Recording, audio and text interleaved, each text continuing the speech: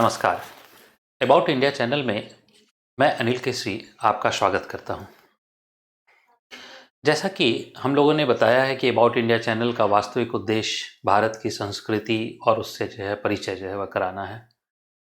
भारत की संस्कृति के परिचय में हम लोग एक टॉपिक लेके चल रहे हैं जिसमें हम लोग वह भारत के पर्व एवं त्यौहार, भारत के पर्व त्योहारों के बारे में अक्सर वह ये चर्चा वह होती है और आप लोग भी वह ऐसा सुनते होंगे कि कोई पर्व त्यौहार जो मनाए जाते हैं वह किसी ग्रिगोरियन कैलेंडर के हिसाब से नहीं मनाए जाते हैं।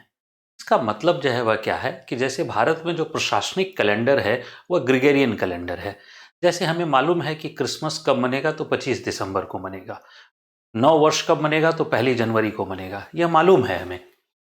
लेकिन हमें अगर मालूम करना हो कि होली कब मनेगा या दीपावली कब होगी तो उसके लिए हमें कैलेंडर देखना पड़ता है कि कब हम होली मनाएंगे, कब हम दीपावली मनाएंगे, कब हम ईद मनाएंगे, कब हम गुरु पर्व मनाएंगे। इसके लिए कैलेंडर देखना पड़ता है, यानी इसके लिए कोई फिक्स तारीख वह नहीं होती है। तो अब मुद्दा है कि अगर यह फिक्स तारीख नहीं होती है तो कैसे वह ये चलता है, ये पर्व त्यौहार कैसे वह होते हैं। तो भारत के पर्व त्यौहार को समझने के लिए, बहुत भली भांति समझने के लिए दरअसल हमें पहले कैलेंडर के बारे में जानना पड़ेगा। क्यों? क्योंकि हमारे यहाँ भारत में जो पर्व त्यौहार हैं, चाहे वह हिंदू धर्म के पर्व त्यौहार हों, चाहे इस्लामिक हों, चाहे सिख धर्म के हों, कोई भी पर्व त्यौहार दरअसल ग्रिगोरियन कैलेंडर जिसे हम लोग प्रशासनिक कार्यों के लिए अपनाए हुए हैं उसके आधार पर नहीं होता है, बल्कि इसके लिए अलग कैलेंडर का इस्तेमाल होता है। आखिर हमें पर्व त्योहार को समझना है तो ग्रिगोरियन कैलेंडर को अवधारणा में रखते हुए अन्य कैलेंडर के बारे में भी जानना होगा।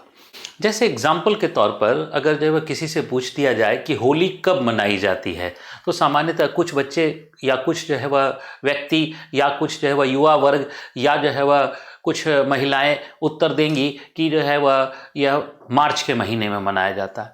मुद्दा है कि क्या मार्च का महीना मनाया जाता है तो तारीख तो हमें पता होना चाहिए ना, यानी क्रिसमस वह कब मनाया जाता है। कोई ये तो नहीं कहेगा कि दिसंबर के महीने में मनाया जाता है। तो होली वह क्यों हम कहेंगे कि मार्च के महीने में मनाया जाता है। हमें पता होना चाहिए कि होली कब मनाएंगे, और होली क्या मार्च के महीने में मनाया जाता है या वह चैत्र के महीने में मनाया जाता है। तो मुद्दा है कि होली वह चैत्र के प्रथम दिवस को मनाया जाता है। इसी प्रकार गुड़ी पर्व है तो गुड़ी पर्व भी चैत्र के प्रथम दिवस को मनाया जाता है। इसी प्रकार अगर हम बात करें कि ईद उल फित्र वह कब मनाया जाता है तो ईद उल फित्र रमजान के बाद जो सव्वाल का महीना होता है, सव्वाल के महीने के दूसरे दिन मनाया जाता है। इसका मतलब ये है कि ये सारे के सारे पर्व त्यौहार कोई भी ग्रिगोरियन कैलेंडर से संबंध नहीं रखते हैं। लेकिन ग्रिगोरियन कैलेंडर से हम कैसे इसकी तुलना कर सकते हैं, कैलेंडर कैसे होता है, कैसे कैलेंडर बनता है, क्या है कैलेंडर की अवधारणा, हम लोग को पहले इसका समझना पड़ेगा, तब जाकर हम भारत के पर्व त्यौहार की अवधारणा को हम लोग समझ पाएंगे। तो आज सीरीज 1 में हम लोग कैलेंडर के बारे में ही जानने का प्रयास कर रहे हैं। देखिए, कैलेंडर अगर वह विश्व में कैलेंडर की बात करें तो विश्व में जो कैलेंडर ही हैं वो 3 प्रकार के कैलेंडर वह पाए जाते हैं। यानी कैलेंडर जो होते हैं वो 3 प्रकार के होते हैं। एक सोलर कैलेंडर कहते हैं, एक जिसे सौर चंद्र या लूनी सोलर कैलेंडर कहते हैं, और एक लूनर कैलेंडर। हम लोग आए इसके उदाहरण में, तो सोलर कैलेंडर का जो उदाहरण है वो है ग्रिगोरियन कैलेंडर। यानी ग्रिगोरियन कैलेंडर जिसे मैंने कहा कि जो एडमिनिस्ट्रेटिव पर्पस से, यानी जनवरी, फरवरी, मार्च वगैरह, अप्रैल, ये सब वह महीने वाले जो कैलेंडर होते हैं वो दरअसल ग्रिगोरियन कैलेंडर कहलाता है, वही ग्रिगोरियन कैलेंडर। इस ग्रिगोरियन कैलेंडर में कुल 365 दिन होते हैं और उसके साथ साथ 5 घंटे 48 मिनट भी जोड़े जाते हैं। यानी 365 दिन के अतिरिक्त 5 घंटे 48 मिनट हम लोग अवधारणा में जोड़ते हैं।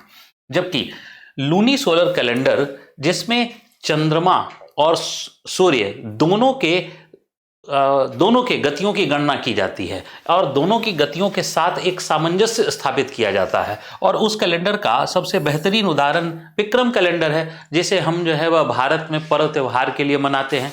हालांकि लूनी सोलर कैलेंडर विश्व में और भी देशों में प्रचलित हैं, जैसे इजराइल का हिब्रू कैलेंडर या जापान का जापानी कैलेंडर, वह भी जो है लूनी सोलर कैलेंडर का उदाहरण माना जाता है। लूनी सोलर कैलेंडर में नंबर ऑफ डेज जो है इन ईयर जो होते हैं वो 354 या 355, यानी किसी वर्ष जो है वह 354 दिन होंगे और किसी वर्ष जो है वह 355 दिन होंगे। सामान्यतः 354 होते हैं और कुछ वर्षों के अंतराल में 355 दिवस भी हो जाते हैं।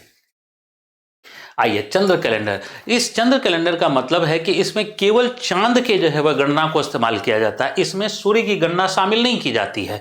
यहाँ पर हमने देखा सूर्य की गणना है, यहाँ पर सूर्य और चंद्रमा दोनों की गणना है, और यहाँ पर केवल चंद्रमा की गणना है, और केवल चंद्रमा की गणना पर आधारित है, जिसे हम हिजरी संवत या इस्लामिक संवत कहते हैं, इस्लामिक कैलेंडर या हिजरी कैलेंडर कहते हैं। और हिजरी कैलेंडर में भी जो नंबर ऑफ डेज होते हैं वो 354 और 355 दिन होते हैं। तो इसमें जो है वो, और इसमें अंतर क्या हुआ? अंतर ये है कि इसमें सोलर कैलेंडर के साथ सामंजस्य नहीं बिठाया जाता है, जबकि इसमें सोलर कैलेंडर के साथ सामंजस्य बिठाया जाता है। तो सोलर कैलेंडर के साथ जब सामंजस्य बिठाते हैं तो वह पर्व त्यौहार अमूमन जो है 1-2 माह के ही अंतराल में गिरते हैं। जैसे एग्जाम्पल के तौर पर समझिएगा कि होली जो है वो मार्च के महीने में ही जो है वह मनाते हैं हम लोग। नॉर्मली होली जो है वह फरवरी में नहीं होगा, अप्रैल में नहीं होगा, या फिर दीपावली जो है वह हम लोग मनाते हैं तो अक्टूबर और या नवंबर के महीने में ही दीपावली आती है। वह कभी सितंबर के महीने में नहीं होगा, कभी दिसंबर के महीने में नहीं होगा। लेकिन यहाँ पर अगर सोलर कैलेंडर के साथ सामंजस्य नहीं है तो क्या होता है, जैसे जुलाई के महीने में जो है ईद उल फित्र मनाया तो 3 वर्ष के बाद वह जून के महीने में आ जाता है, फिर 3 वर्ष के अंतराल में मई के महीने में आ जाता है, फिर 3 के वर्ष के अंतराल में जो है वो अप्रैल के महीने में आ जाता है, फिर 3 वर्ष के अंतराल में मार्च के महीने में आ जाता है। इसका मतलब है कि हर एक 3 वर्ष में इसका पर्व त्यौहार का जो है जो दिवस है वह बदलता रहता है। तो इसमें सामंजस्य स्थापित नहीं किया गया है। ठीक है, तो ये कैलेंडर के 3 प्रकार होते हैं। इन 3 प्रकारों में प्रथम जो है वह मैंने बताया ग्रिगोरियन कैलेंडर। और ग्रिगोरियन कैलेंडर जो है वह क्या है, तो ये जो है वह सबसे पहले 1582 ईस्वी में पोप ग्रिगोरी 13 के द्वारा इंट्रोड्यूस किया गया था। अब देखिए, जैसे आज भी हम लोग जानते हैं कि वेटिकन में पोप होते हैं, तो पोप की परंपरा पहले से चली आ रही है। इस पोप की परंपरा में पोप ग्रिगोरी नाम के कुल 16 पोप हुए, और उसमें से जो 13वें पोप थे उनको खगोल विज्ञान में जो है थोड़ी रुचि थी, और उसी खगोल विज्ञान में रुचि के कारण उन्होंने जो है वह कैलेंडर की स्थापना की थी। तो दरअसल अगर देखा जाए सोलर कैलेंडर की स्थापना, तो सोलर कैलेंडर की स्थापना पहले जो ही जूलियस सीजर ने कर दी थी। जूलियस सीजर ने की थी, और जूलियस सीजर ने कब की थी, तो 46 बीसी में की थी। परंतु उसमें समस्या क्या थी? समस्या थी कि लीप ईयर का उसमें समाधान नहीं निकाला जा सका था, यानी लीप ईयर के बारे में गणना नहीं हो पाई थी। तो 46 बीसी में लेकिन सोलर कैलेंडर जो है वह स्थापित कर दिया गया था, और इसी कैलेंडर को हम लोग रोमन कैलेंडर भी कहते हैं। इसी कारण जूलियस सीजर को कैलेंडर का पिता या फादर ऑफ कैलेंडर भी कहा जाता है। और इसी कैलेंडर में क्या हुआ कि जो पोप ग्रिगोरी हैं उन्होंने जो है वह संशोधन किया, और संशोधन करके उन्होंने जो है वह लीप ईयर को कंसीडर कर लिया, और लीप ईयर को कंसीडर करके वह जो है उसको स्थापित कर देते हैं। तो जब पोप ग्रिगोरी लीप ईयर को स्थापित कर देते हैं तो उसके कारण जो है यह जो है कैलेंडर 1600 ईस्वी में तैयार हो गया था, लेकिन 1600 ईस्वी में तैयार होने के बाद जो है उसे लागू नहीं किया गया। क्यों लागू नहीं किया गया? क्योंकि 1600 ईस्वी जो था वह लीप ईयर था। अब लीप ईयर जो है की संकल्पना यहीं पे मैं थोड़ा सा बता देता हूं कि दरअसल जो 4 से डिविजिबल होता है, यानी 4 से जिसको भाग जो है वह दिया जा सके, तो उसे हम लोग 4 से जो डिविजिबल होता है वह जो है वह लीप ईयर होता है। ठीक, इसका मतलब है कि जैसे एग्जाम्पल के तौर पर 2020, तो 2020 जो है वह क्या होगा, 4 से डिविजिबल होगा।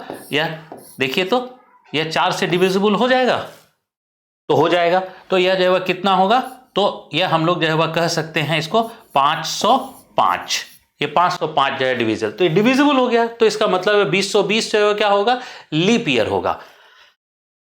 तो जब भी जो है वह 4 से डिविजिबल होता है तो लीप ईयर होता है। लेकिन शताब्दी वर्ष जो होते हैं वह शताब्दी वर्ष वो सारे शताब्दी वर्ष लीप ईयर नहीं होते हैं, जबकि वो 4 से डिविजिबल होते हैं। जैसे 1600 4 से डिविजिबल है और यह 400 जो है यह लीप ईयर होगा।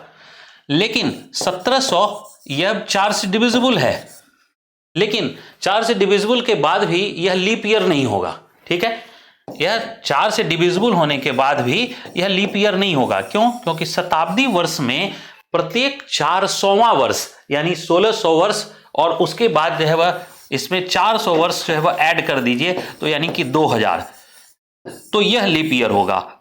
अगला शताब्दी वर्ष कब लीप ईयर होगा? तो 2024 में अगला शताब्दी वर्ष लीप ईयर होगा। इसका मतलब है जब लीप ईयर जो है वह शताब्दी वर्ष में होगा तो 400 वर्ष जो है उसमें ऐड करने पड़ते हैं। अदरवाइज जो है वह 4 से जो डिविजिबल होते हैं यानी 4 से जो जिसे भाग दिया जा सकता है उसे हम लीप ईयर कहते हैं। अब पोप ग्रिगरी ने कैलेंडर जो बनाया तो पोप ग्रिगरी ने 365 दिवस और 5.5 घंटे जो है वह 48 मिनट की जो गणना थी लीप ईयर के साथ, उसको जो है उन्होंने 12 महीनों में बांटा और 12 महीनों का जो नाम दिया। तो आप लोग जानते हैं कि जनवरी फरवरी वगैरह जो है वह नाम है, लेकिन जनवरी फरवरी वगैरह किसके नाम पर रखा गया इसका भी जो है वह एक आधार था। यानी यूं ही नहीं रखा गया बल्कि जनवरी जो है वो मंथ ऑफ जेनस जो है जिसे कहा गया यानी जेनस के नाम पर रखा गया, और जो कि रोमन जो है गॉड में बिगनिंग की जो है वह देवी हैं। तो ये एक जो है वह बिगनिंग के जो है वह यानी प्रारंभ के देवता, जैसे हमारे यहाँ हिंदू धर्म के अंदर जो है वह हम लोग बात करें तो गणेश वो प्रारंभ के देवता हैं, तो इसी प्रकार जो है वह जेनस को भी जो है वह ऐसा ही माना गया। इसी प्रकार जो है जो फरवरी का महीना है वो फेब्रुरा यानी रोमन फेस्टिवल पर डेडिकेट किया गया।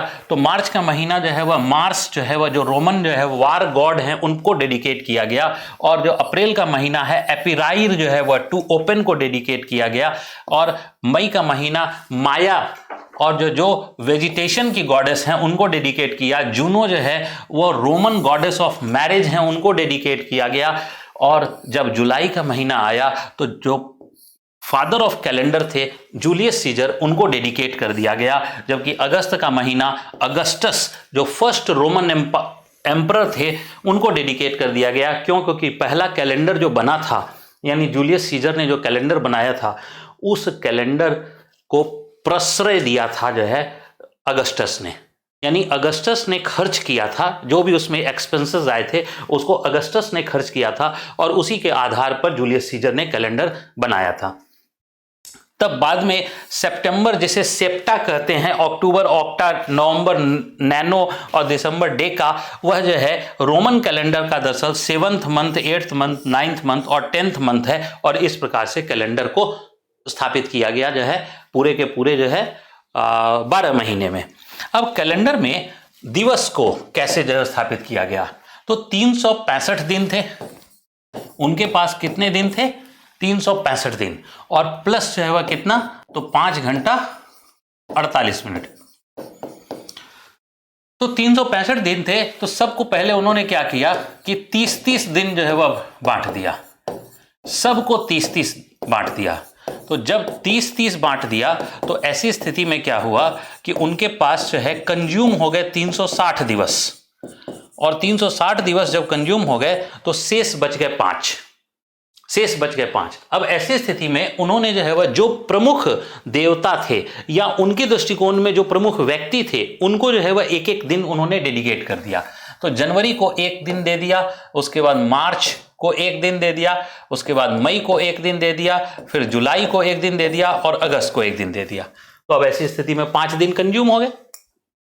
लेकिन 5 दिन जब कंज्यूम हो गए तो कैलेंडर में यूनिफॉर्मिटी नहीं दिख रही थी, यानी यहां तक आकर 5 दिन जो है वह एक एक दिन एक्स्ट्रा है, लेकिन यूनिफॉर्मिटी नहीं दिख रही है, एक रूपता नहीं दिख रही थी।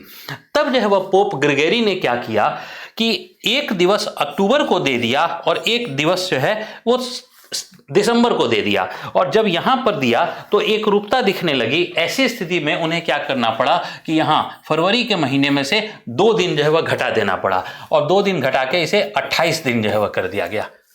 तो इसे 28 दिन कर दिया गया और यह 28 दिन का हो गया। और जब जो है लीप ईयर आया तो इसमें एक दिन जोड़ दिया गया, यानी लीप ईयर में जो है वह एक दिन जोड़ दिया गया। इस प्रकार से वो एक कैलेंडर का निर्माण उन्होंने किया और ये कैलेंडर जो है वह पोप ग्रिगोरी का जो कैलेंडर है यह पूरे के पूरे विश्व में प्रचलित हो गया।